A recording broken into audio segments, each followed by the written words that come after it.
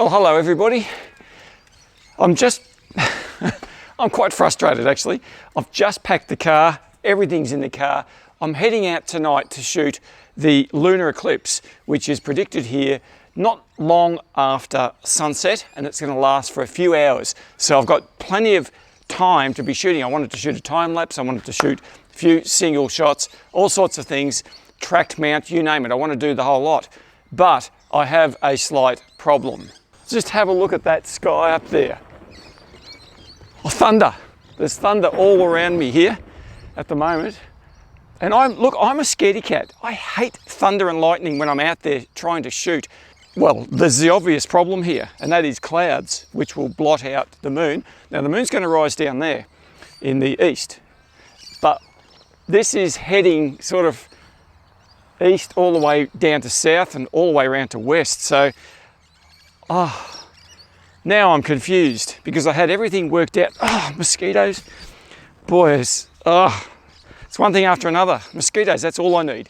But anyway, it's rumbling, it's all around me, nothing to the north, but hey, I don't need the north, I need the east perspective.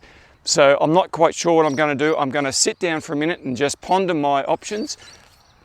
I was going to be gone by now because I need to get on location. So there's no point, I was going to go that way. There's no point me going that way because that's where that big storm is. Now I have shot a few lunar eclipses in the past with pretty good results, although at different times I've also been frustrated with cloud cover. It's just one of those things that we have to face as Nightscape photographers. All right, well, this is the update. I've decided I'm going to stay home, but I'm still going to shoot the eclipse. And my logic is this. Okay, if there's any rain around, I need to be somewhere where I can get shelter, and I need to be somewhere where my gear doesn't get wet, because I was planning on shooting a time lapse. And as it stands at the moment, as you can see behind me, there's a lot of cloud down that way. But over here to the north and the northeast, there isn't anything. So, and I've got a reasonably clear open perspective down there. So sometimes you just got to change your plans on the fly. And hey, there's a bonus there because I can relax a bit more because I don't have to get in the car and drive an hour to go to where I was going to be going. So I've got a little bit more time to plan what I'm going to do.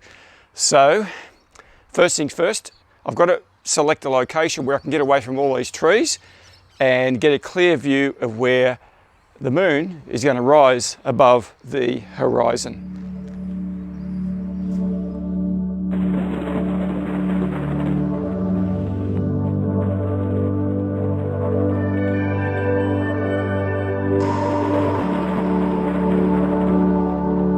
Where you can see from that somebody down that direction is copying an absolute pounding. I can see the rain from here, it's just falling over there. It is clearing over this way, so I've found a couple of spots down the other side of the house here. I'm in about a Bortle 4 location, but who cares? It's a moon, it's a full moon. Doesn't matter what Bortle I'm in, I'm going to be able to see the moon, and it's going to rise up above the next door neighbour's rooftop. There's some trees down there, but I'm going to start with a time lapse, and I've decided to shoot that at 35mm. And it was a bit of a decision I went through. I thought, do I do wide angle? Do I do a little bit more telephoto? But I want to have the trees and the landscape in the shot as well as the moon. Now, obviously when the moon rises first up, it's going to be pretty bright because it is a full moon. It's not dark yet. So that probably works in my favour. The other thing that may work in my favour as well is there's a couple of street lights around here because it's a suburban neighbourhood. And so I'll be able to see the foreground when the eclipse happens as well, a little bit. Maybe the trees over there. So look, I don't really know what's going to happen. So this is going to be exciting. But in the meantime, I'm just going to wait because I've got a little bit of time. So I'm just hoping that rain doesn't come back this direction. So I guess one of the great advantages of working from home here is that I've got everything at my fingertips. I know exactly what I'm going to do, where things are in the sky here. So at the moment I'm setting up my Zeppon Pons system because I'm going to do a motion time lapse. So I'm just setting that up here now. and then I'll show you where I'm going to actually put it. So I'll just set it up here so it's ready to go. And then I'm going to go down there a little bit. Yeah, so all my stuff's in the car here, so I've got to now take it all out of the car and put it back inside, but I suppose I don't need to do that straight away, do I? I'll get my camera. So here we go. I've got my Nikon Z6 Mark II with the 35mm f1.8 lens. And this is what I'm going to be putting here onto this Zepon system. Now I've got it up on a nice high tripod, so I can just work at head height.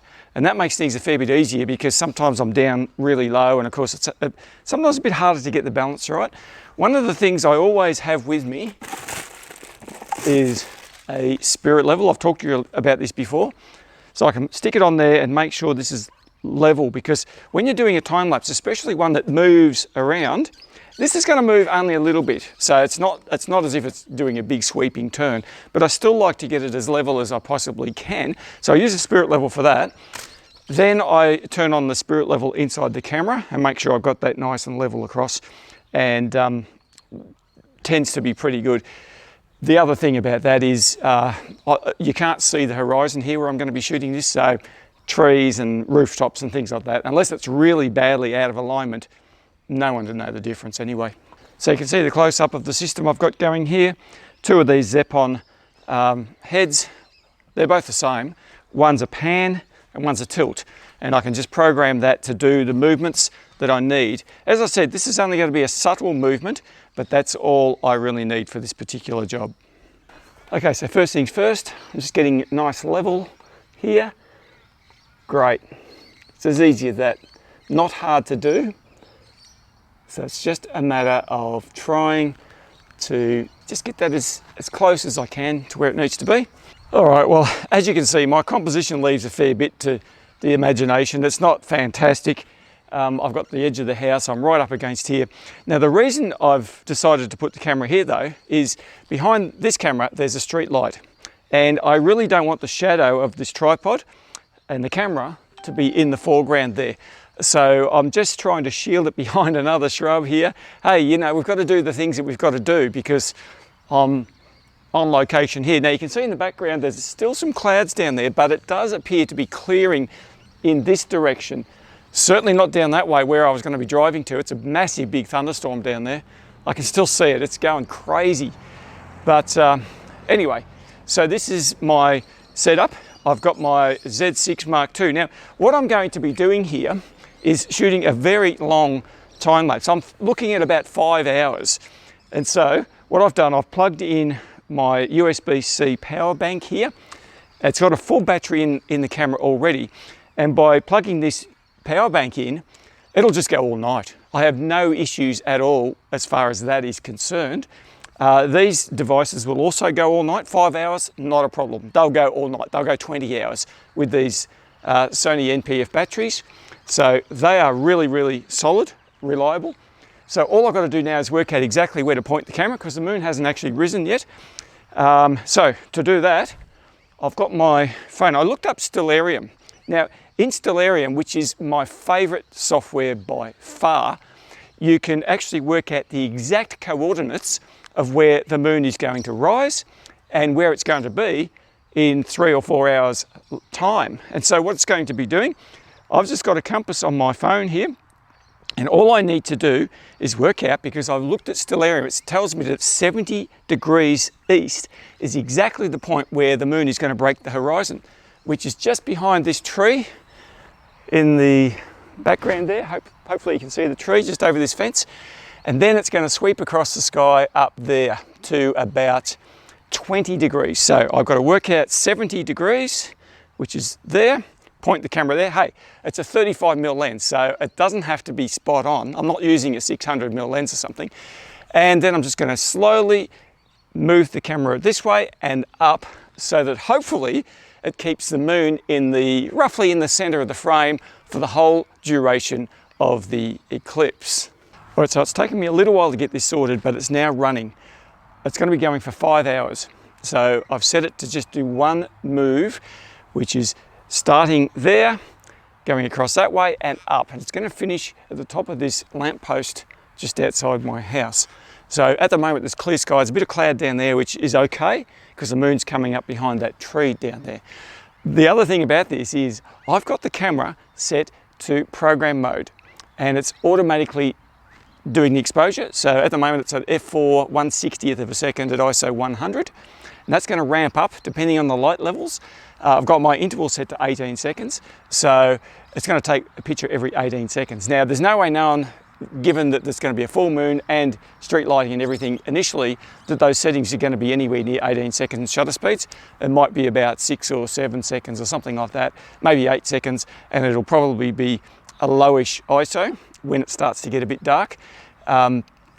When the eclipse happens though, I don't know exactly what's going to happen here. So that's going to be a bit of an unknown quantity. So we're just going to have to wait and see how that turns out.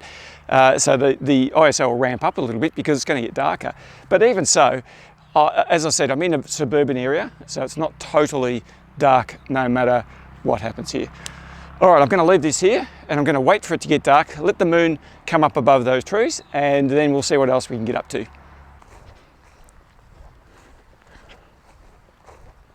All right, so my next job is to set up my star tracker here, polar align down that way.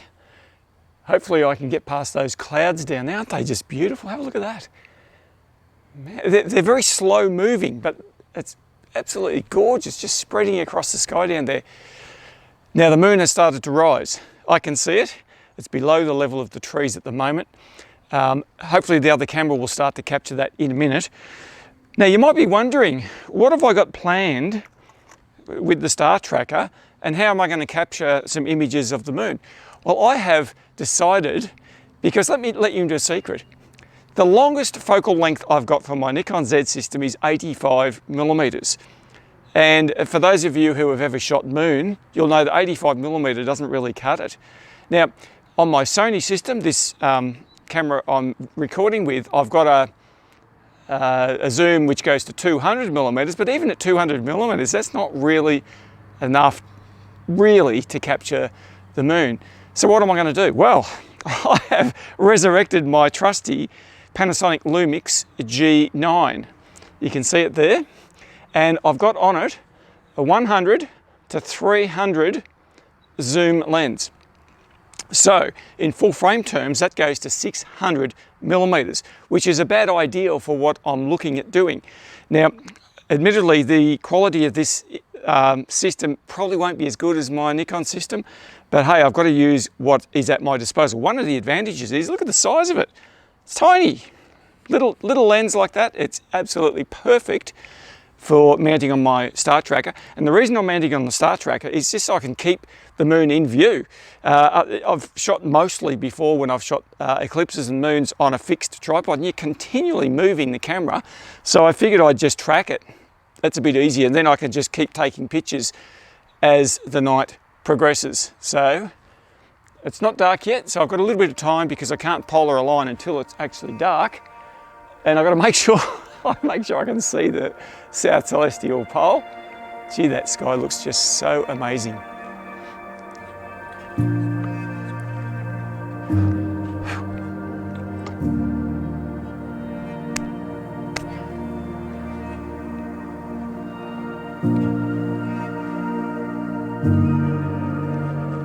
Okay, well, what's happened is the clouds have rolled in a fair bit. In fact, the clouds were too strong initially for me to do any polar aligning. So I gave away the idea of tracking because I couldn't get a polar alignment, and I didn't think it was worth trying to wing it. So I just put my camera back onto a tripod. Now I've been shooting quite a few shots here on the G9 and they don't actually look too bad. So we've got a total eclipse as it stands right now. The moon is behind that cloud up there. Can't see it at all at the moment. So I'm waiting for that cloud bank to completely disappear. But I did get some shots previously of the eclipse. Now, as I said, I'm using the G9 on the back of the screen. I can't really tell how sharp it is. Doesn't look overly sharp. I've done a number of different exposure settings I'm pretty sure I'm focused right, but these cameras are really hard to focus, especially at a long focal length like that. So anyway, things are going all right. My time lapse is going. I think it's okay. I'll have to wait and see what happens when I get back to that. But anyway, I'm just going to wait for this cloud to disappear.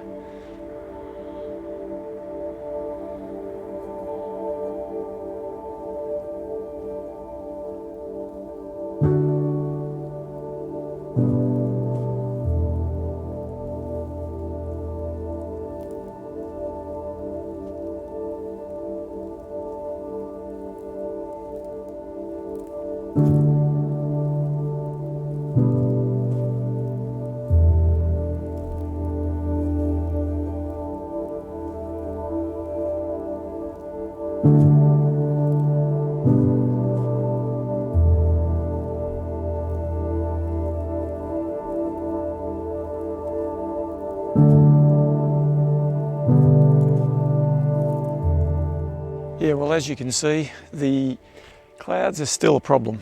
So it's pretty much been like this all night. The eclipse is happening. It's starting to come out the other side. So it's been quite a few hours now. I'm keeping my voice down because, well, I think all the neighbours have gone to bed.